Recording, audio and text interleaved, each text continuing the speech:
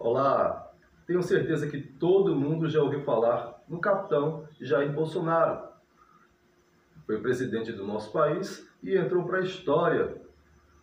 Um capitão da reserva que se envolveu com a política e gerou um movimento, digamos que uma movimentação incrível nacional. Perdeu sua cadeira para o Luiz Inácio da Silva, o popular Lula, ambos de ideologias políticas diferentes. O Bolsonaro de direita e o Lula de esquerda. Mas vocês sabiam que no nosso país tivemos outro capitão do exército, além do Jair Bolsonaro, que também entrou para a história? Vamos falar na aula de hoje de Capitão Lamarca. Me chamo Jonatas, sou professor de História e é uma honra ter vocês na minha aula. Carlos Lamarca nasceu no Rio de Janeiro em 27 de setembro de 1937. E bem jovem ele já entrou na carreira militar, deixando sua terra natal, o estado do Rio de Janeiro, e indo para Porto Alegre, no Rio Grande do Sul, onde se formou oficial do Exército. Depois ele foi transferido para Resende, na sua terra natal, Rio de Janeiro, onde se formou na Academia Militar das Agulhas Negras em 1960. Daí então, Carlos Lamarca segue uma carreira militar brilhante. Ele, inclusive, foi escolhido a dedo pelo Estado-Maior do Exército Brasileiro e destacado para participar de uma missão da ONU, Organização das Nações Unidas. Essa missão foi literalmente para proteger a região da faixa de Gaza, na Palestina. E ele se tornou um militar de sucesso em peso. Voltou para o Brasil, muito prestigiado pelo Exército Brasileiro, um campeão de tiro maravilhoso, um pai de família. Agora tem um problema. Quando ele voltou da sua missão de paz da ONU, ele já voltou com a cabeça um pouco... As ideologias viraram. Ele já não estava mais querendo servir o Exército Brasileiro, mesmo tendo um salário de capitão, uma estabilidade maravilhosa, uma casa própria. Ele decide, então, mergulhar de cabeça na ideologia, da sequência ideologia comunista. Ele passou a ter uma visão comunista e não estava mais se vendo dentro daquele cenário militar. Ele preferiu ser um guerrilheiro. Ele foi um desertor do Exército Brasileiro. Lamarca deserta. O que é desertar? Desertar é abandonar literalmente a carreira militar. Ele, no auge da ditadura militar, em 1964, ele decide se juntar com outros companheiros de quartel e abandonar o Exército. Ele não só abandonou o Exército, mas também roubou 63 fuzis e diversas metralhadoras e uma grande quantidade de munição, as populares balas. Diga-se de passagem, essas armas e munições que Lamarca roubou do Exército iriam servir mais tarde para cair na mão de guerrilheiros e lutar contra o próprio Exército Brasileiro, contra a Aeronáutica, a Marinha e as polícias civil e militar do Brasil. Lamarca sai do quartel fardado com esse armamento e dali então começa uma trajetória terrível na sua vida. Antes dele sair fora do Exército, o que ocorre? Ele chega para sua esposa, fala que não dá mais para ficar dividido entre duas ideologias, uma que ele dizia que oprimia o povo brasileiro, que era o Exército Brasileiro, no auge da ditadura. Ele preferiu ser da outra, de ideologia socialista. Ele se juntou com outra figura histórica, considerado inimigo número 1 da ditadura, um professor chamado Marighella, e consegue colocar sua esposa e seus filhos para Cuba.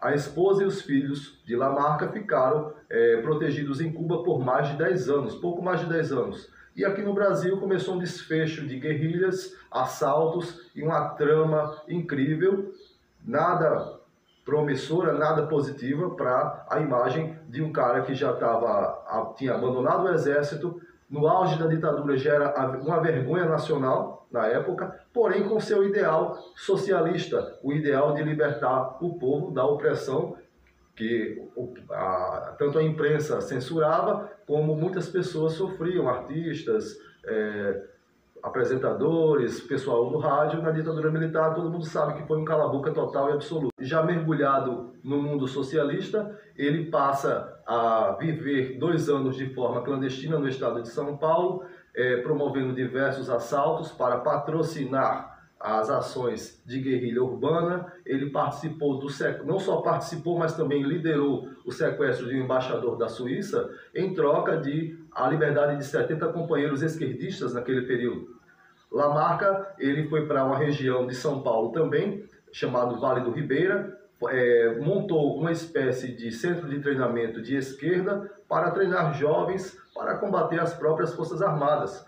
Esse local, no Vale do Ribeira, foi destruído pelo próprio Exército Brasileiro em uma mega operação, onde pôs fim à vida de diversos guerrilheiros, mas Lamarca consegue, de fato, escapar da região do Vale do Ribeira e daquela ação do Exército Brasileiro, que culminou na destruição daquele centro de treinamento e na prisão e na morte de outros guerrilheiros. Lamarca ele passa a fazer parte, depois, de um movimento chamado MR8.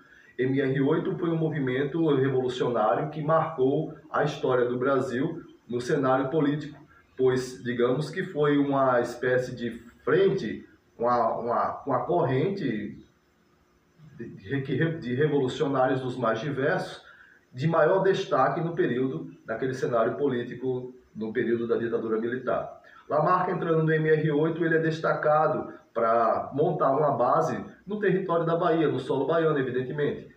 Ele consegue passar pelas estradas, ele era um dos terroristas brasileiros mais procurados, ele consegue burlar as blitz das estradas, das rodovias, era a única forma que ele tinha, não tinha mais acesso a aeroportos, nada disso, porque o cara já estava muito malhado.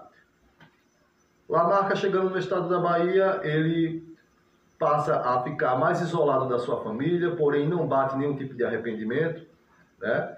Ele consegue escrever cartas para a sua família que estava escondida em Cuba, sob proteção comunista, e passa a viver uma vida depressiva, literalmente, em uma área inóspita, em uma área fechada, tendo algum companheiro ou outro para levar mantimentos.